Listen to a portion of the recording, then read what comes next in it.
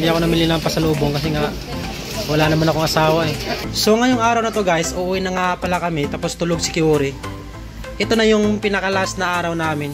Ito yung pang-apat na araw namin dito sa Boracay. Ito yung si Kiori oh. Tulog si Kiori, sobrang pagod. Gisingin ko ulit si Kiori guys. Kiori! Maligo tayo ulit, tara na. Dali, pikatin ko mata mo para magising ka. Tara na, dali na.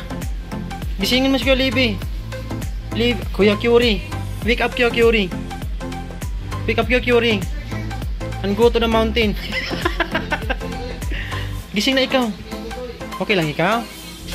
Gising na ikaw kasi ano, uwi na tayo. Uwi na tayo sa Maynila. So ngayon guys, nandito na kami sa labas, pauwi na kami. Ako si Kiori, pagod daw si Kiori sa buhay. Pagod siya sa kanyang buhay. So ngayon guys, nandito na kami sa labas. Ito yata. Nandito. Ano ka talaga doon? Ikaw na talaga. Muntik na makalimutan yung ano namin, yung card namin. Wait lang kasi isi-check pa nila. Wait lang. Ha? Ha? Bakit? So ngayon guys, galit si Kiori. Kakagising lang kasi nito. Nakulangan sa tulog. Videohan mo na kita sa ano? Sa bula. Kay Bruno. Kay Bruno, grabe magsipa yan. Sa si Ronaldo. Si Ronaldo ano? Cristiano Ronaldo, bakit? Pauwi na kami, nakasakay na kami ngayon sa sports car namin. Ayun yung vlogger isa. Ito si Kiori, front seat si Kiori oh. Ano ba yung Kiori, naka-sports car tayo. So ngayon guys, nandito na kami ngayon sa I Love Boracay. Boracay lang pala. Anong masasabi mo? Experience mo sa Boracay? Anong masasabi mo Kiori? Sasakay ng barko?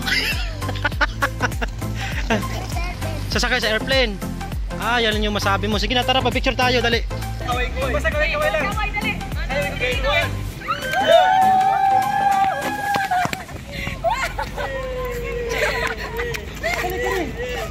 Kaway, kaway. Ito mo sa akin. Kiori, gusto mo maligo? Gusto mo maligo? Tara, ligo tayo na. Tara, oh, dagat, oh, yun, oh. Yung dagat. Oh, dagat yan. Giligo ka dyan. Oh, dyan ikaw, oh. Opo.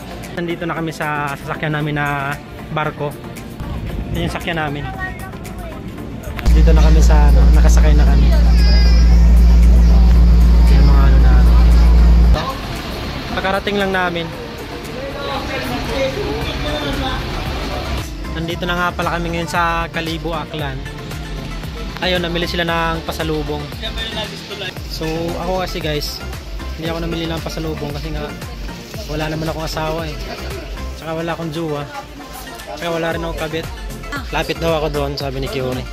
Ano yan? Lah. Ay, wag niyang bifresh. Sasakit yung tiyan mo dyan.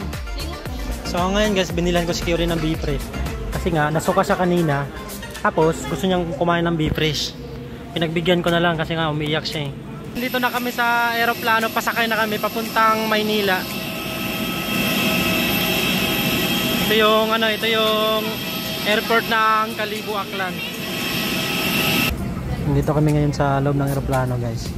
Siguro. Malapit na kami. Sabihin mo, may ka rin kakain tayo.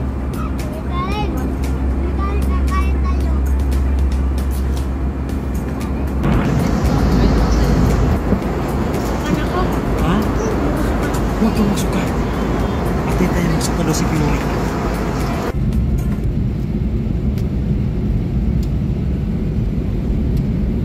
Ayun guys, nandito na kami sa airport. Airport Pasay, pauwi na kami.